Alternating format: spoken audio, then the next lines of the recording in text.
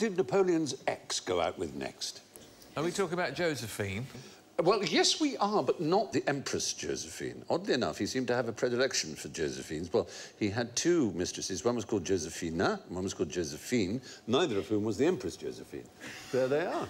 There was Josefina Grassini, who was a beautiful dancer, opera singer, opera dancer, they used to be called, and Josephine Weimar, an actress. So they were both very beautiful. She looks like she's doing the single ladies dance, like she's... She's showing how tall Napoleon is. That's what I once was this high! But these, as I say, were different Josephines. They were later ones. Just before the Battle of Waterloo, who was the British ambassador in Paris? British ambassador... I'll leave this one to you, Alan. Before Napoleon escaped. Before Napoleon escaped. It's kind of easier than you think.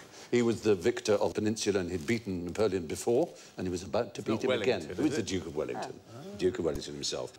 There's old Hooky on the right, and there's Napoleon on the left, and... yeah, Wellington really knew how to rub it in when he beat someone, as it were. Did he go out with...? Yeah, he went out with both of these mistresses. He seduced both during his stay in Paris as ambassador in 1814 and 1815, just before Waterloo, before the escape of Napoleon. While Napoleon was in Elba, having abdicated, if you remember. Able was I ere I saw Elba. What's odd about that phrase? It's a palindrome, isn't it? Yeah, that's right. Exactly, it's a palindrome. It's actually a palindrome, guys, so... And Weimar was the only one who compared the two in bed, which is extremely unkind of her. She said, Monsieur le Duc était beaucoup plus fort, was a lot stronger in bed. Fort is fiercer, stronger, mightier. Yeah, better, basically. Was there a Mrs. Wellington sort of back home who was a bit fed up about the Duchess? Yeah. Yeah, she must have been, you know, unimpressed, I'd say. Well, he famously did have a lot of affairs. There were so many potatoes around in those days. No doubt that they were up to it. That's right.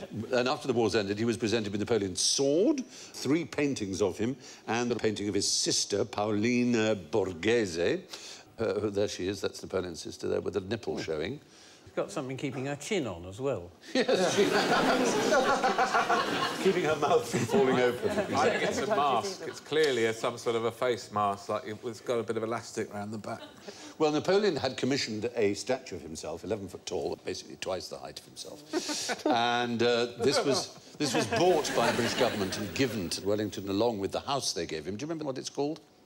It's got a wonderfully famous... Number 1 London. Number 1 London. Oh, Apsley wow. House. And it really works. If you get into a cab and say Number 1 London, the cab will go, oh, I've always wanted someone to say that.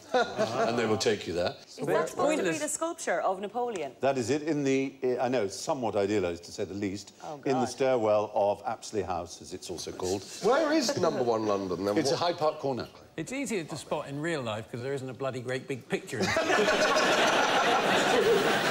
Duke Wellington, Beef Wellington man. Yes, yeah, it's named after him. Yep, and the boots. And the boots as A well. lot of military figure had articles of clothing named after them, particularly for some reason the Crimean War. There was Lord Cardigan, who was in charge of the Light Brigade. Balaclava. The balaclava helmet, absolutely, and the... Jodhpur. Jodhpur's a place, I think, but Raglan was also part Dr. of... Martin. Raglan...